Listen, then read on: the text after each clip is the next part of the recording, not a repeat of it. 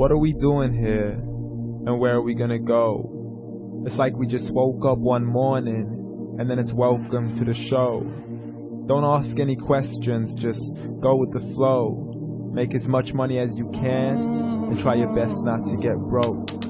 Copy everything you see on the TV, from the hairstyles to the clothes, and don't think too often, just do exactly as you're told. And if you ever get confused, then just turn towards the alcohol. You'll still hear your thoughts, then just turn up the radio as you learn to live a lifestyle of drugs, sex, and rock and roll. But in all honesty, I just need to know, is there more to the cycle than growing and getting old? Living and dying just to leave behind a happy home and a whole lot of property that somebody else is going to own.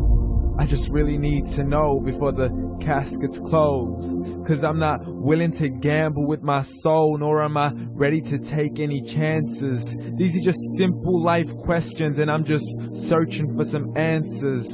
Like, what are we doing here? And what is our purpose? How did we get here, and who made us so perfect? And what happens once we go, or is this world all really worth it? Questions we don't answer because apparently we don't really have to. There's no purpose to this life and our existence is merely natural. Then in that case, please let me ask you, did you create yourself, or was it somebody else who had fashioned you? 'Cause you're a being that's impeccable, faultless and unparalleled. You're a product of supreme intelligence, and I'm merely being rational.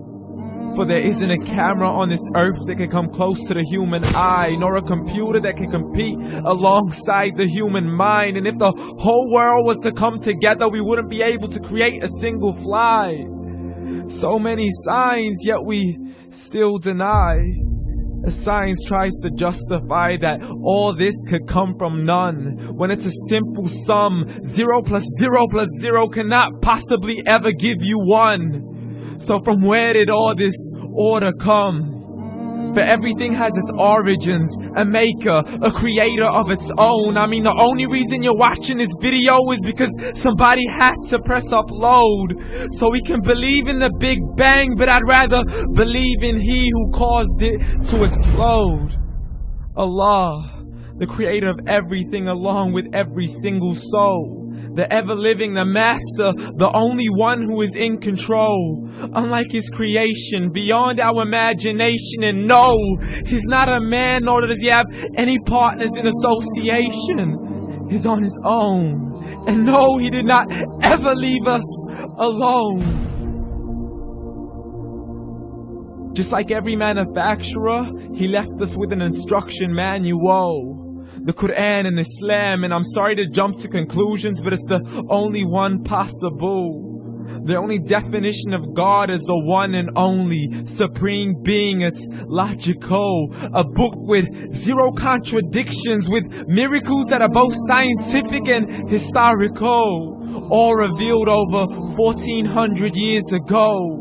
Like the detailed description of the human embryo. The descriptions of the human embryo in the Quran cannot be based on scientific knowledge in the 7th century. To the mountains as pegs holding firm the earth below, and the 2 seas that don't mix in a complete separate flow. To the planets in orbit, alternating night and day as they stay in flow. The expansion of the universe and the creation of everything from H2O.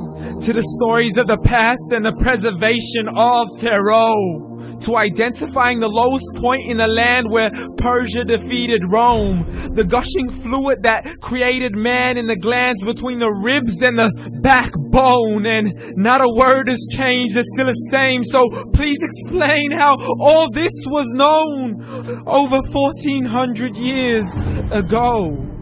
To a man who couldn't read or write, as he would recite whatever the angels spoke.